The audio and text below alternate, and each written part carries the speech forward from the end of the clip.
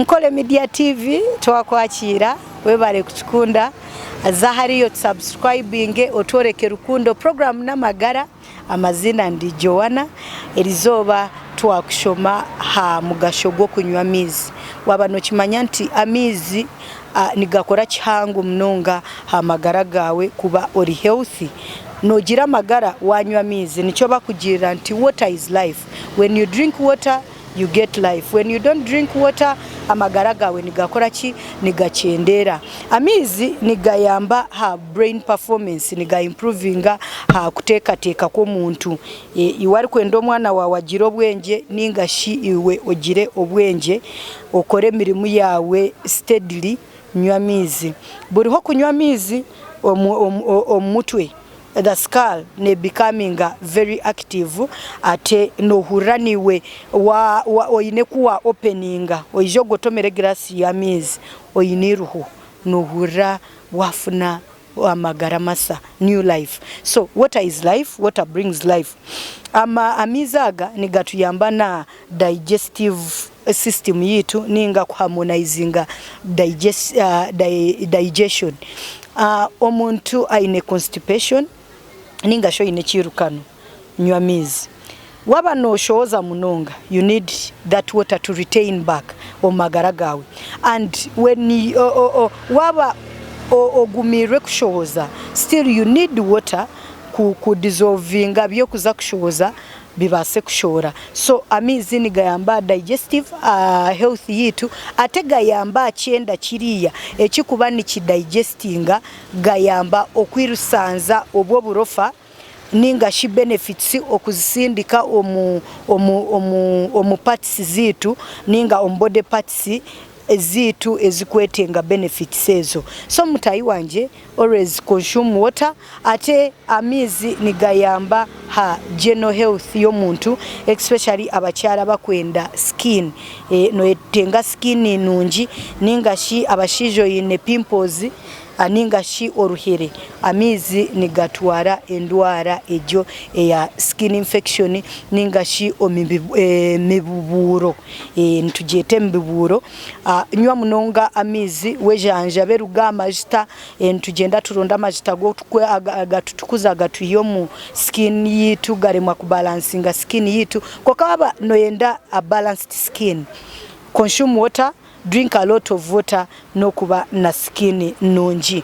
Amizi nigahamani nigaha energy nichora rebera abiru sabinji nibabanza kunywa amizi ninga agatawe yaheza kwirukanga na nywa amizi naba naenda to retain back that energy to bring it back. So amizi nigareta energy to ine mani no simu koruhire cyo ine kubanza kukora kwate glass ya mizo jigotomere every morning iwatine mani wanywa egrasi ya mizi no kugira mani ate no kuba no saza 10 ari 10. Amizi nigayamba ha weight loss ninga sho kuchendeza omubiri iwo muhangu ariyokwe abwachi nigayamba amizaga nti waganywa ebishaju every time you drink water amashaju nigashora every time you drink water because noba no shora mnonga no shoza mnonga oba ninga noza kushesha mnonga no shanga amashajwa mingi gashohora wagira amagara marungi reka kwerusa no kutawanyizibwa na ejibode weight ekintu ekiri nacho ninga she kintu ekiri accessible reka kugenda kugura tabs za sente nyingi nti oriyo yenda kuchendera size ninga no yenda kuchendeza ombiri amizi gariho you just drink a lot of water every day obase kuba namagara marungi. Amizi nigachendeza butazi bwa magufa genyingo joints. So iwe aine joint pain mizaga every day waga consuminga no kushanga joints zawe zakoraki zaba jeninga endwara eriyo mu joint somu yakoraki yakira. Amaizi nigayamba no kuregulatinga temperature omagara gitu oreme kurra ekyoya kingi ate oreme kurra obufukirizi bwingi. So if you want to regulate your body no tutuka every time no shango muntu natambura kurugaha paka hariya yatutukire amaizi gona gamurugiremu. So wano enda kuregulatinga amaizi agakushobora mu still you need to drink a lot of water obe n'amagara marungi. Amaizi aga nigayamba ha kidney stone prevention ninga shendwara ya kidneys waba noganywa buri izoba ningashi buri dakika ndaba doctors ni batu recommending at least in a day obe onywire liters 3 z'amaizi kokano shango muntu izoba lyona nirirenga akonsumingire soda no shangoria omukashesha lya boto ya soda yeneyengana mils 2.5 agaruka lunch anywesa soda doza 250 mils hata lyo mils 5 zonka omwazo nabwe anywa soda mils 2.5 aliyo mu 750 mils nizari munazanira kwa kaba doctors ni batu recommending at least tubeni tunywa 3 liters of water. So mutayi wanje ari kwenda kuba n'amagara marungi consume a lot of water for the betterment oba for best health ningashi kugira amagara marungi munonga.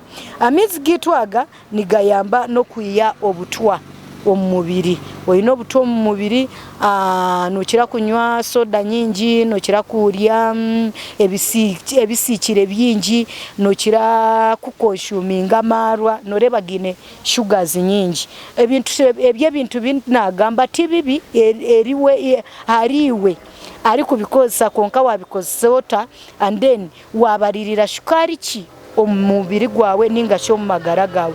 Amaizi nigiyamu unnecessary sugars ezikuretera wafuna obuzibu n'amagara gawe. So for the sake of detoxification bakugira nti genda oye detoxifying